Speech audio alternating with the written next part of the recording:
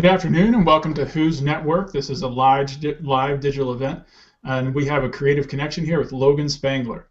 Logan was is an enterprise accounts manager at Oracle. As a UVA undergraduate, he graduated in 2013. Logan was a punter on the varsity football team, a brother of Phi Gamma Delta, and served as founder and president of the Business Ethics Society. And Logan, I just want to say, first of all, thanks for coming on. And we're glad to have you here. Thanks for having me. Glad to be here. All right, so let's go ahead and we have a few questions for you here. And we're going to start off first one with a little bit of fan favorite maybe. What do you love most about UVA? Well, aside from the beautiful Jeffersonian architecture, the truth about UVA is that you really do reap whatever you sow. And your time to do that there is limited, so my best advice is to find whatever interests you and then pursue that as much as possible outside the classroom and inside the classroom and whatever outlet that you can have access to. Great, great. Now you mentioned too a little bit, as we were talking before going live, that you were a liberal arts major. And the odd thing about that, of course, is that as a liberal arts major, a lot of people think, you know, your options limited. There's that fear that there are no jobs out there. But now you ended up at Oracle, tech firm. How did you do that? What did you have to do to go a job like that as a liberal arts major at UVA? Well, the thing was that liberal arts was only one part of my educational experience at UVA. I also, like I said, I was a football player.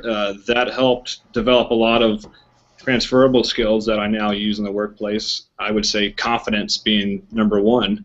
I started a student organization that taught me a lot about essentially running a business, managing people, meeting deadlines, communications, things like that.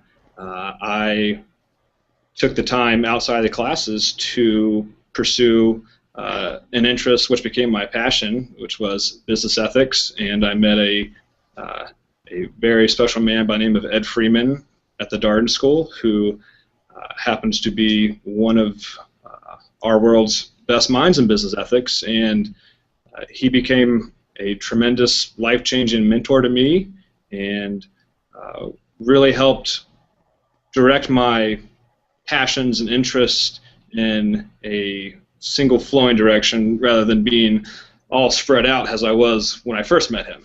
Right, right. So that's definitely something that I would recommend to the UVA students out there right now, is to just find that teacher, professor, faculty member who is willing to go beyond the confines of the classroom to make a difference in your life, to build a stronger relationship and learn all you can from them. Awesome. Now, as you were talking there, you mentioned a little bit about your passions.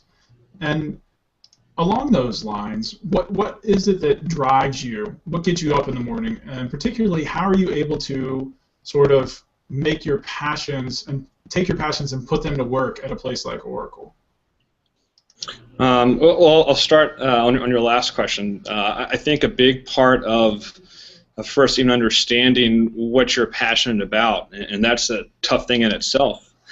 I feel like there are people may live and die without even finding their passion, and I consider myself very lucky to have found mine at a young age when I met Ed Freeman. And I think it all comes down to knowing yourself, which is much more difficult than it sounds on the surface. And for me, the way I got there was by reading, writing, taking myself out of some situations and spending more time in solitude so that my thoughts would be organic and my own. I think in today's world it's really tough to have your own original thoughts because you're always surrounded by everyone else's thoughts on social media and almost everywhere you go online you're kind of in the mix of a huge pool of the social web nowadays, and you really need to find that time to pull yourself away so that you can spend your time creating your own thoughts and thinking about yourself and learning how others think about you and and things of that nature. Right, right. Yeah, that's a good point. I think especially about the of how we are so sort of inundated with that, like you said, like all the kind of noise, the social media and all the stuff around there. Yes. And how did you develop your ideas? Sort of, what are your ideas you're developing at Oracle? Well, at Oracle, there are two things that really help me develop my ideas, and I don't have much of a choice either around those two frameworks. The first one is I have a huge responsibility to my team. We all have a goal collectively to meet and achieve, and I'm not satisfied with just meeting a goal or hitting the standard mark. I want to exceed that and do more than what's expected, and have that opportunity to share that success as a team. The second part of that is that I take my work very seriously. I take the quality and the impact that my work brings extremely seriously. And so I really believe that you're only as good as the standards you set for yourself.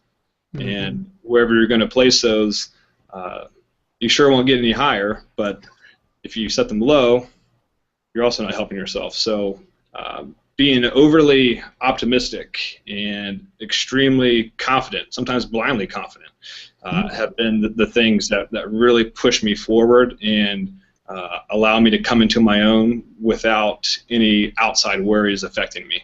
So I think it's that, again, going back to truly knowing yourself well, which is a process, and developing your confidence, developing your optimism, finding something to shoot towards and look forward to. Awesome.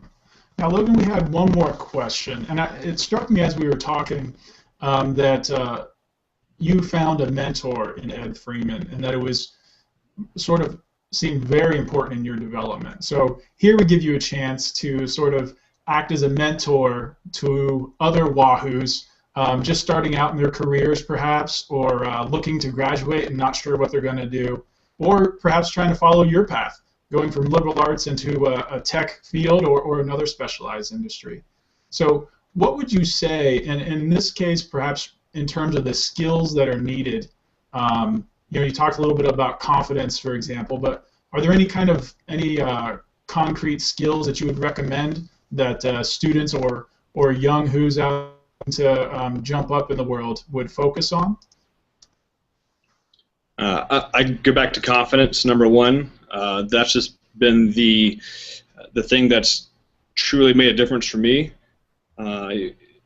You can kind of go with emotions and get through okay, but if you're more so pushing the tides rather than going with them, then people will notice, and you will go farther and quicker. Another thing is just being able to connect the dots. I took liberal arts classes that really did well for me, and being able to learn how to connect the dots. And I'd say philosophy was one of those. You have to have the ability to justify something and know what is the first order condition. And so that's how you know where the first dot is, and then you have that logical ability to then connect the dots. So that's one example of liberal arts teaching you that skill. You just have to mold it away from a philosophical textbook into a business context. Right, right. And I imagine too that also helps in persuasion, which must be sort of very top in your work. But that sort of idea that you need to also kind of way of thinking, and I imagine that liberal arts background helps a little bit there too. Exactly. You can't take away from the value of reading and writing. It's huge, especially writing. I think that's a very neglected skill in today's business world, and I'm very thankful that I spent a lot of my time as an undergraduate writing. And it helps you to quickly learn on the go when you have that ability to think like that. And in writing, you can be persuasive, influential. You can make something provocative that catches somebody's eye. You could synthesize large amounts of information into short, concise deliverables. Right. But those two skills are highly neglected, and that's what may actually be differentiating factor between a liberal arts major versus a more technical or just strict business curriculum. You get that ability to think outside the box and to learn the skills that if you mold them the right way, then they become extremely useful to you in the business world. Right. And I tell you, I have to agree with you. Of course, I might be a little biased as I was a liberal arts major myself. So Logan, great advice. Thanks for being on here with us on Whose Network Creative Connections. Now, any final predictions for the NCAA score predictions for Michigan State coming up on Friday? I'm very confident the Who's can deliver. It's going to be a big game, but I got them #1 in my bracket. Sounds good to me. Wahoo wah. Thanks everybody for watching, and be sure to check back with us for Creative Connections as we roll them out. Follow us at Whose Network, and you can also follow Logan on Twitter. Logan, what's your handle again? Logan R. Spangler. All right. And if you want to participate in Creative Connection, be sure to let us know. Tweet us at Whose Network. Have a great day, and stop by again. All right. Thank you. Thank you, Logan.